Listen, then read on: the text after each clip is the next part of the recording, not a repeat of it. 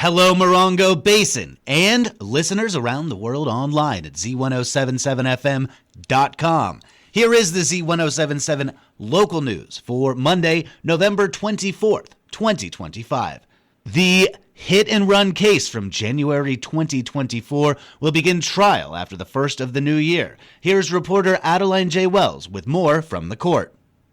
Troy Reynolds, the suspect in a 2024 hit-and-run collision that killed Yucca Valley teenager Joshua Barreras, returned to court on Friday morning for a pretrial hearing ahead of a jury trial scheduled for December 2nd. District Attorney Jason Getzla was present for the prosecution, as was Attorney James Rogan for the defense. Before the hearing, both attorneys stepped out of the courtroom with Judge Sarah Oliver for a brief chambers conference. Judge Oliver then began the proceedings by stating that the court was booked for in-custody felony jury trials through the end of the year. Both attorneys agreed to delay the trial until early 2026, and Judge Oliver scheduled a new pretrial hearing for January 21st, with jury trial to begin on February 17th. Before adjourning, Judge Oliver offered the victim's family an opportunity to make a statement to the court on record. While they declined, Judge Oliver explained that they had the right to make such statements during proceedings. After the hearing, a representative of the Barreras family noted that they had approached the district attorney with the request to delay the trial until 2026 to allow all parties to get through the holiday season. Troy Reynolds is charged with felony hit-and-run resulting in permanent injury or death. He is currently out on $500,000 bail. Reporting for Z107.7 News, this is Adeline J. Wells.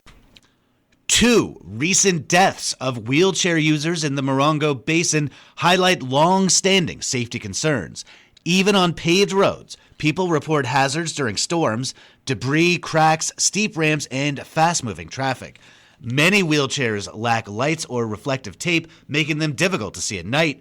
Reporter Hillary Sloan has the story. Residents who use wheelchairs in the Morongo Basin face difficulty navigating steep, sandy, rutted roads, whether they are paved or dirt. In bad weather, these roads can become impassable. For some, mobility devices sink into soft soil or tip over on uneven surfaces. Others cannot reach a paved road where transportation services can pick them up. These conditions leave people stranded for days, cut off from groceries, medical visits, and community support. Linda Charter lives on a paved road in 29 Palms and uses an electric wheelchair. Whenever they clean the flood debris, there's still sand along in the path with rocks and stuff, and it's hard to get around in the wheelchairs. The sand causes the batteries to die quicker. Charter says her husband, who sometimes uses a manual wheelchair, fell out of his chair twice after hitting cracks in the road. Transportation assistance organizations operating in the Morongo Basin avoid unstable dirt roads for safety and liability reasons.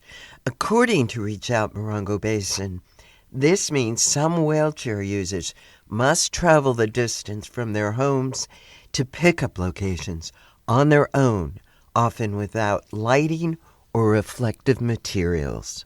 Robin Slosser, director of Reach Out Morongo Basin, said there are many areas without sidewalks and people in wheelchairs have to travel in the street. Many of the chairs are dark and lack reflective tape or flags so that they can be seen, especially at night. She said she's exploring options to provide reflective materials if funding is available. Yucca Valley has supported Reach Out Morongo Basin by funding transportation services through Measure Y, a voter-approved local sales tax. Charter also voiced concern about recent incidents, including the death of a church member, Kim Hicks, who was struck and killed earlier this month while traveling in her wheelchair with her dog. She said Hicks had experienced close calls before and was very diligent about watching where she was going.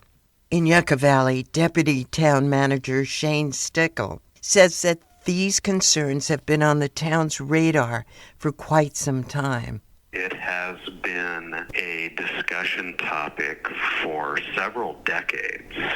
Stickle added that the town council continues to focus on pedestrian improvements in important areas. He points to several recent project upgrades along Highway 62, Onacoma, and 247, improvements near Yucca Valley High School, and older Safe Route-style programs as examples of ongoing efforts to improve safety for pedestrians and wheelchair users. We actually have to pull together numerous funding resources, federal, sometimes state, sometimes regional through SBCTA, the San Bernardino County Transportation Authority, as well as some of our own funding sources. So it's very common when we build a curb, gutter, sidewalk project, there may be 4, 5, 6 different separate funding sources that go into the delivery of that project. Securing these funds is very competitive, and each project can take years. For residents who cannot safely reach doctors or grocery stores, transportation services are essential. Basin Transit offers scheduled pickups, and Reach Out Morongo Basin provides personalized rides for seniors and disabled residents. Stickel says these services will matter even more as the population ages.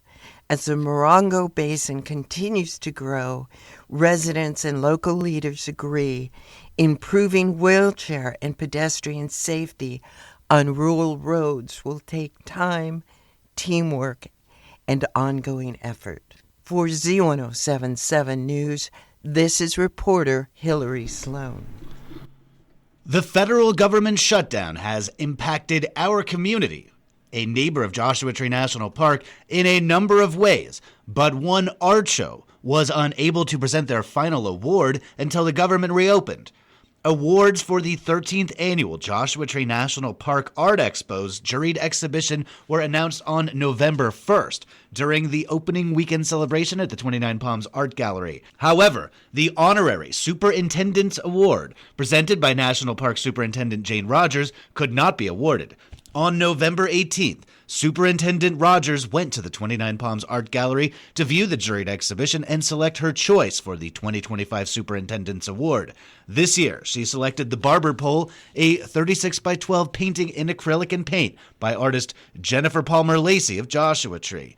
The Joshua Tree National Park Art Expo's juried exhibition is currently on display at the gallery through November 30th and features artwork by 64 artists from the desert region and across California. The 29 Palms Art Gallery is open Fridays, Saturdays, and Sundays from 11 a.m. to 3 p.m. at 74055 Cottonwood Drive in 29 Palms.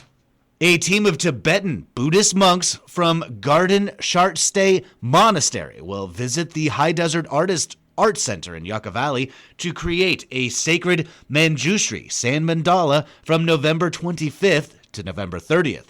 Put together grain by grain, a sand mandala is a geometric work of art symbolizing the enlightened universe. Each line and color is shaped through meditation, prayer, and intention. This mandala will honor Manjushri, the Buddha of wisdom, and is created as an offering for healing, clarity, and peace. Once completed, the mandala is swept away in a ceremony that emphasizes the Buddhist teaching of impermanence. Throughout the week, the local Buddhist community, High Desert artists, and Garden Shartstay monks will offer ceremonies, teachings, and cultural programs alongside the mandala's creation. The event kicks off tomorrow morning with a mandala opening ceremony at High Desert Artist Center, located at 55635 29 Palms Highway in Yucca Valley.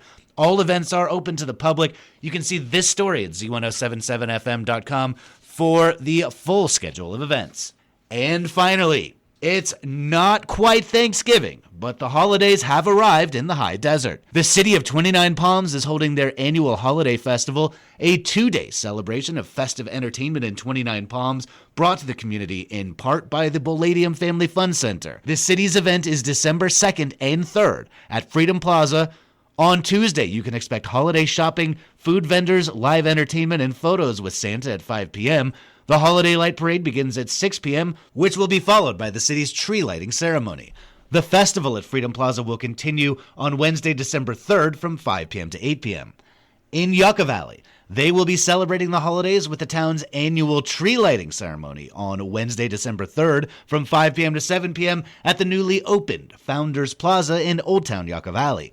The tree lighting will take place at 6 p.m. sharp and will be followed by warm seasonal drinks and photos with Santa himself. On December 6th, the town of Yucca Valley holds their annual holiday celebration and craft fair, featuring Santa Claus, wooden holiday ornament crafts at the High Desert Nature Museum, real snow shipped in for winter fun, and hot cocoa to keep everybody warm. More than 50 vendors will be participating in the craft fair, so you can expect handcrafted gifts, including original art, jewelry, ceramics, home decor, specialty foods, clothing, photography, candles, and more. Check out Freedom Plaza in 29 Palms on December 2nd and 3rd, Founders Plaza in Yucca Valley on December 3rd, and the Yucca Valley Community Center on December 6th. That's our local news. Hear local news 7 times a day, 7 days a week at 7, 8, 9, noon, 4, 5, and 6. If you hear about news happening, let us know. Email us at tips@Z107.7fm.com. Reporting for the Morongo Basin News Leader, the award-winning Z107.7 Local News, I'm News Director Jeff Harmatz.